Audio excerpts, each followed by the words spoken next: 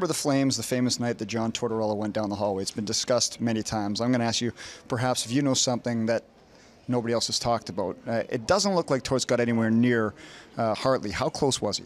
Oh, he was very close. If you're familiar, like yourself, with Rogers Arena, where the dentist chair is in the Canucks home dressing room, it leads right into the visiting room hallway. So I was in there. I had a 10-minute misconduct. Me and Cassie had a little disagreement at the end of the first, and I was in there taking my skates off, and I kind of saw Hartley come walking in, and then I heard some commotion, so I stood up and looked back, and Torts was 2 steps away from getting his hands on Bob, and if it wasn't for Brian McGrattan to get in there and step in his way, I would have had a front row seat for Tortorella and Hartley, and I would have had no problem with that at the time, and I probably would have even been in Torts' corner cheering for him. So it was an old school moment.